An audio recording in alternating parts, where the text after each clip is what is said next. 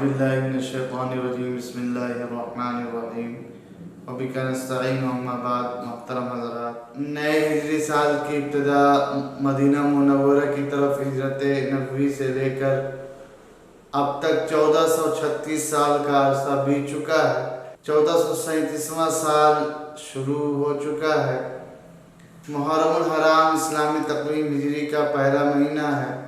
کتنے ہی پڑھے لکھے دیندار لوگ ایسے ہیں جنہیں اسلامی تقویم کا علم ہی نہیں، ان سے اسلامی مہینوں کے نام معلوم کر لیں وہ آپ کو نہیں سنا سکیں گے۔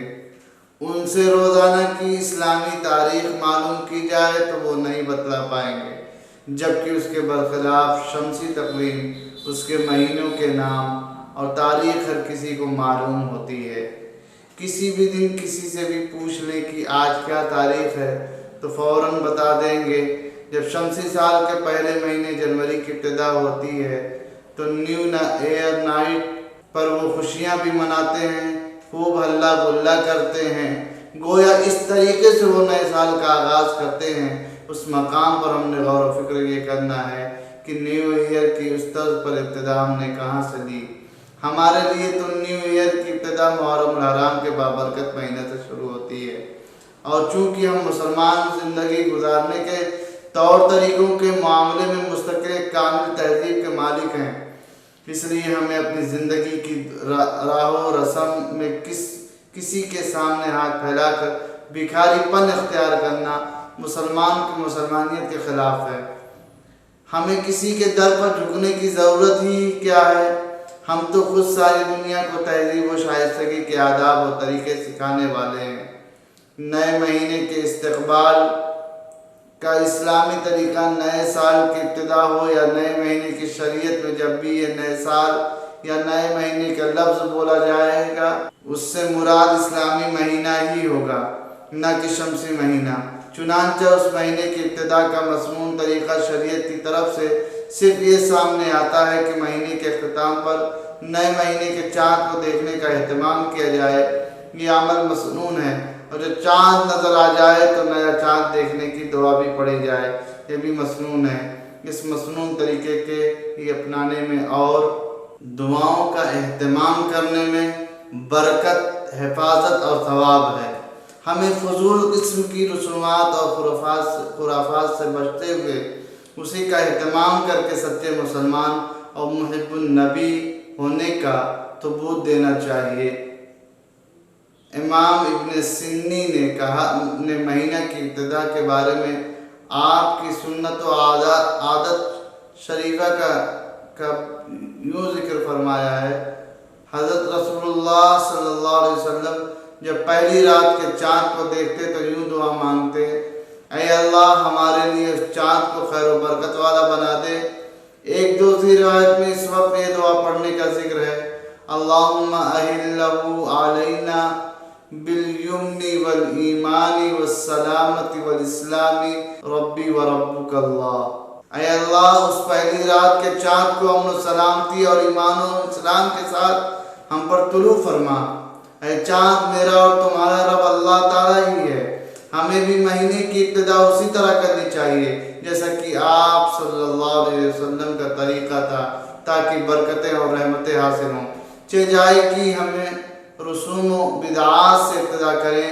اسلامی کیلنڈر استعمال کرنے کی اہمیت۔ دوسری بات یہ کہ ہمیں چاہیے کہ ہم اسلامی تقویم ہجری کے استعمال کی عادت ڈالیں، اپنے روزمرہ کے استعمال میں اس تقویم کو سامنے رکھیں، اگرچہ دوسری تقویمات، تاریخوں اور کیلنڈروں کا استعمال گناہ نہیں ہے، شرعاً اس کے اختیار کرنے بھی ممانعت نہیں ہے، لیکن شمسی تقویم کا ایسا استعمال کہ ہم اسلامی تقویم کو بالکل یا بھلا ہی بیٹھیں، یہ کسی طرح درست نہیں، اس لیے کہ اسلامی تقویم ہجری کی حفاظت بھی مسلمانوں کا فرض ہے، اور اس کے استعمال میں ثواب ہے جس سے محروم نہیں ہونا چاہیے۔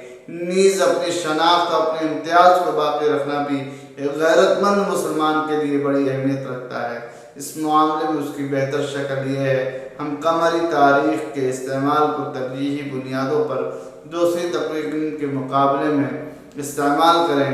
خدا نخواستہ اگر سب مسلمان اسلامی تقویم ہجری کو چھوڑ بیٹھا اور بھلا دیں تو سب کے سب اللہ کے یہاں مجرم ٹھہریں گے۔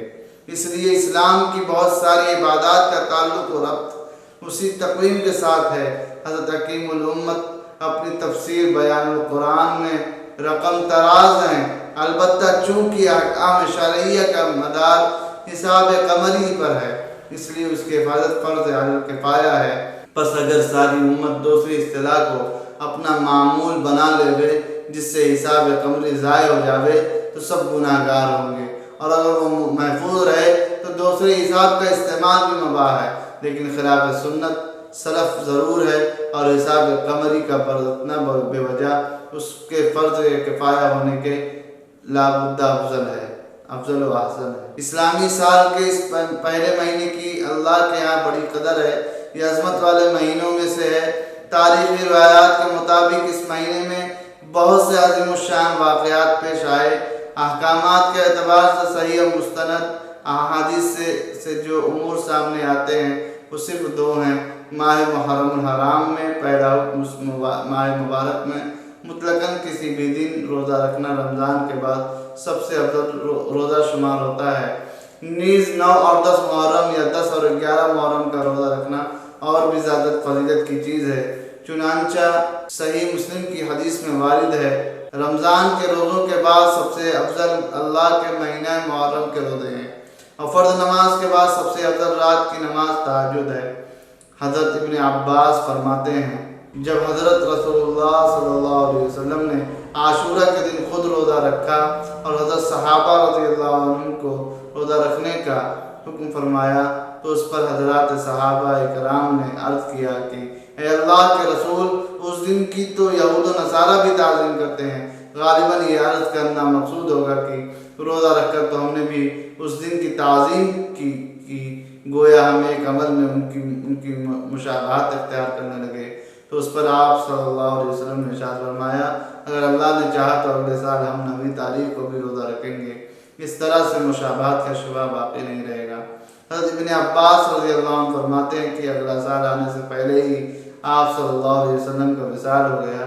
اسی وجہ سے فقہاء کرام رحمۃ اللہ علیہ رحمہ اللہ فرماتے ہیں، صرف عاشورہ کا روزہ نہ رکھا جائے بلکہ اس کے ساتھ 9 یا 11 محرم کا روزہ بھی ملا دیا جائے تاکہ یہود کے ساتھ مشابہت سے بچ سکیں۔ اس نبی تعلیم سے یہ بات سمجھ لینا چندہ مشکل نہیں کہ کسی کار خیر میں بھی یہود سے مشابہت یا موافقت کو حضرت رسول اللہ صلی اللہ علیہ وسلم نے پسند نہیں فرمایا، چاہے کہ دوسری عادات یا معاملات میں ان سے مشابہت کو قبول کر لیا جائے۔ صحیح مسلم کی ہی ایک روایت سے معلوم ہوتا ہے کہ قریش بھی زمانے جاہلیت میں عاشورہ کا روزہ رکھتے تھے۔ حضرت عائشہ صدیقہ رضی اللہ عنہا فرماتی ہیں کہ زمانے جاہلیت میں قریش روزہ رکھتے تھے اور جناب رسول اللہ صلی اللہ علیہ وسلم بھی روزہ رکھتے تھے۔ جب آپ صلی اللہ علیہ وسلم نے مدینہ منورہ کی طرف ہجرت فرمائی تو وہاں بھی عاشورہ کا روزہ رکھا اور حضرات صحابہ کرام کو بھی روزہ رکھنے کا حکم فرمایا۔ پھر جب ماہ رمضان میں روزہ رکھنے کی فرضیت کا حکم آیا تو آپ صلی اللہ علیہ وسلم نے لوگوں کو اختیار دیتے ہوئے ارشاد فرمایا، جو چاہے عاشورہ کا روزہ رکھے، جو چاہے نہ رکھے۔ اس حدیث مبارکہ سے معلوم ہے کہ ہجرت سے قبل بھی حضور صلی اللہ علیہ وسلم کی اپنی عادت شریفہ روزہ رکھنے کی تھی، اور ہجرت کے بعد دوسروں کو بھی تاکید فرمائی تھی۔ ماہ محرم الحرام میں دوسرا حکم عاشورہ کے دن اپنے اہل و عیال پر کھانے پینے یا کسی بھی اعتبار سے وسعت کرنا اس کی خاص فضیلت وارد ہے۔ چنانچہ حضرت ابن مسعود، حضرت ابو سعید خدری، حضرت ابو ہریرہ اور حضرت جابر رضی اللہ عنہ سے منقول ہے کہ جب جناب رسول اللہ صلی اللہ علیہ وسلم نے ارشاد فرمایا، جو شخص عاشورہ کے دن اپنے گھر والوں پر خرچ کرنے میں وسعت و فراخی کرے گا، اللہ تعالیٰ سارا سال اس پر رزق میں وسعت فرمائے گا۔ اگرچہ اس حدیث کی اسنادی حیثیت پر کلام ہے، مگر محدثین کی تصریحات کے مطابق ایسی روایات جو مختلف طریقے سے مروی ہیں، ان کی مختلف اسناد کی وجہ سے ان میں قوت پیدا ہو جاتی ہے، اس لیے اس کو فضائل میں بیان کرنے پر کوئی بڑا اشکال باقی نہیں رہتا۔ امام بہقی اس مضمون کی روایت ذکر کرنے کے بعد فرماتے ہیں، اگرچہ ان روایت کی سندوں میں ضعف ہے لیکن ان میں مجموعی طور پر اتنی بات ضرور پائی جاتی ہے کہ ان اسانید کو ملا لیا جائے تو قوت کی شکل بن جاتی ہے۔ محرم الحرام میں سوگ کرنے کا حکم ایک اور چیز جس کا رواج عام طور پر بہت زیادہ ہو چکا ہے۔ یہ مہینہ غم کا مہینہ ہے، اس مہینے میں خوشی نہیں منانی چاہیے۔ اس لیے کہ اس مہینہ میں نواسۂ رسول حضرت حسین رضی اللہ عنہ اور ان کے خاندان کے چھوٹوں اور بڑوں کو ظالمانہ طور پر نہایت بے دردی سے شہید کر دیا گیا۔ ان کے ساتھ اظہار ہمدردی کے لیے غم منانا، سوگ کرنا اور خوشی والے کام سے گریز کرنا ضروری ہے۔ سوچنا تو یہ ہے کہ ہمیں اس بارے میں شریعت کی طرف سے کیا رہنمائی ملتی ہے، اور اس بارے میں سب سے پہلے علامہ ابن کثیر کا ایک قول ملاحظہ کرتے ہیں۔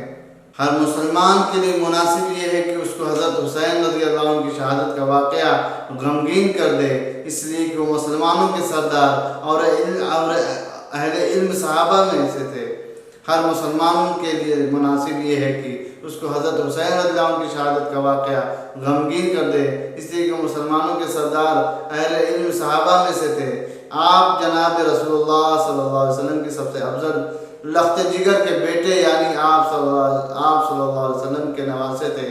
آپ عبادت کرنے والے بڑے بہادر اور بہت زیادہ سخی تھے۔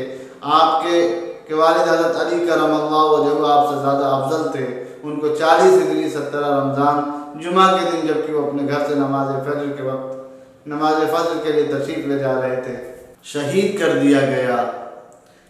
اسی طرح حضرت عثمان غنی رضی اللہ عنہ اہل سنت والجماعت کے نزدیک حضرت علی کرم اللہ وجہہ سے افضل ہیں، جنہیں 46 ہجری عید الاضحیٰ کے بعد انہی کے گھر میں شہید کر دیا گیا، لیکن لوگوں نے ان کے قتل کے دن کو بھی اس طرح ماتم نہیں کیا۔ اسی طرح حضرت عمر بن خطاب رضی اللہ عنہ ان دونوں حضرات حضرت عثمان اور حضرت علی کرم اللہ وجہہ سے افضل ہیں، جن کو مسجد کے محراب میں نماز کی حالت میں جبکہ وہ قرات کر رہے تھے شہید کر دیا گیا، لیکن ان کے قتل کے دن بھی اسی طرح ماتم نہیں کیا جاتا۔ اور جناب نبی اکرم صلی اللہ علیہ وسلم جو دنیا و آخرت میں بنی آدم کے سردار ہیں، ان کی وفات کے دن کو بھی کسی نے ماتم کا دن قرار نہیں دیا۔ اس قول کو ملاحظہ کرنے کے بعد یہ سمجھنا چاہیے کہ شہادت کا مرتبہ خوشی کا ہے یا غم اور سوگ کا۔ تعلیمات نبویہ سے تو یہ سبق ملتا ہے کہ شہادت کا حصول تو بے انتہا سعادت کی بات ہے۔ حضرت فاروق اعظم کا شوق شہادت یہی وجہ تھی۔ حضرت عمر فاروق مستقل حصول شہادت کی دعا مانگا کرتے تھے، جنہیں بارگاہ رسالت سے سیف اللہ کا خطاب ملا۔ وہ ساری زندگی شہادت کے حصول کی طرف لیے ہوئے قتال فی سبیل اللہ میں مصروف رہے، لیکن اللہ کی شان انہیں شہادت نہ مل سکی۔ تو جب ان کی وفات کا وقت آیا تو پھوٹ پھوٹ کر رو پڑے کہ میں آج بھی سر پر پڑا ہوا اونٹ کے مرنے کی طرح اپنی موت کا منتظر ہوں۔ جناب رسول اللہ صلی اللہ علیہ وسلم کا شوق شہادت تو ایسی عظیم سعادت اور دولت ہے جس کی تمنا خود جناب رسول اللہ صلی اللہ علیہ وسلم نے اپنے لیے کی اور امت کو بھی اس کی ترغیب دی۔ حضرت ابو ہریرہ رضی اللہ عنہ کی روایت ہے جس میں حضور صلی اللہ علیہ وسلم نے ارشاد فرمایا، میں چاہتا ہوں کہ میں اللہ کے راستے میں جہاد کروں، پھر شہید کر دیا جاؤں، پھر مجھے زندہ کر دیا جائے، پھر میں اللہ کے راستے میں جہاد کروں اور شہید کر دیا جاؤں، پھر مجھے زندہ کر دیا جائے، پھر میں اللہ کے راستے میں جہاد کروں، پھر شہید کر دیا جاؤں۔ الغرض یہاں تو صرف دکھلانا مقصود ہے کہ شہادت تو ایسی نعمت ہے جس کے حصول کی شدت سے تمنا کی جاتی ہے۔ یہ کوئی ایسی چیز نہیں ہے جس پر افسوس اور غم منایا جائے۔ اگر اس عمل کو صحیح تسلیم کر لیا جائے تو پھر ہمیں بتلایا جائے کہ پورے سال کا ایسا کون سا دن ہے جس میں کسی نہ کسی صحابی رسول کی شہادت نہ ہوئی ہو۔ کتب تاریخ اور سیر کو دیکھ لیا جائے، ہر دن میں کسی نہ کسی کی شہادت مل جائے گی، جس کا مقتضا یہ ہے کہ اس دن کو اظہار غم اور افسوس بنایا جائے۔ نیز اس بات کو بھی دیکھا جائے کہ جناب رسول اللہ صلی اللہ علیہ وسلم حیات طیبہ میں بھی تو کئی عظیم اور نبی صلی اللہ علیہ وسلم کی محبوب شخصیات کو شہادت ملی، لیکن کیا ہمارے پیارے نبی صلی اللہ علیہ وسلم نے بھی ان کی شہادت کے دن کو بھی اس طرح منایا؟ نہیں، بالکل نہیں۔ تو پھر کیا ہم اپنے نبی سے زیادہ غم محسوس کرنے والے ہیں؟ خدا را ہم اپنے اعمال کا جائزہ لیں اور اس قسم کی رسومات اور فضول اعمال سے بچنے کی مکمل کوشش کریں۔ محرم الحرام میں شادی کرنے کا حکم اوپر ذکر کی گئی تفصیل کے مطابق اس ماہ مبارک میں سوگ کرنا بالکلیہ بے اثر اور دین کے نام پر دین میں زیادتی سے ہے، اس کا ترک لازم ہے۔ لہذا جب سوگ جائز نہیں ہے تو پھر شرعاً اس مہینے میں شادی کرنے کی کوئی ممانعت نہیں ہے۔ بلکہ عجیب بات تو یہ ہے کہ امیر المومنین حضرت علی کرم اللہ وجہہ کی حضرت فاطمہ الزہرا سے شادی اسی ماہ مبارک میں ہوئی۔ اس مہینے میں شادی نہ ہونے کا مطلب یہ بنتا ہے کہ اس مہینے میں نحوست ہے، جبکہ شرعاً یہ بات بالکل بے اثر اور بے بنیاد ہے، بلکہ یہ عقیدہ یا ذہن رکھنا ہی گناہ ہے۔ اللہ تعالیٰ کی جانب سے کسی دن یا زمانے میں کسی قسم کی نحوست نہیں رکھی گئی۔ اکابرین مفتیان اعظام کے فتاویٰ میں اس کی تصریحات موجود ہیں۔ محرم کو ماتم اور سوگ کا مہینہ قرار دینا جائز نہیں۔ حدیث میں ہے کہ عورتوں کو ان کے خیش و اقارب کے وفات پر 3 دن ماتم اور سوگ کرنے کی اجازت ہے۔ اپنے شوہر کی وفات پر 4 ماہ 10 دن سوگ منانا ضروری ہے۔ دوسرا کسی کی وفات پر 3 دن سے زائد سوگ منانا جائز نہیں ہے، حرام ہے۔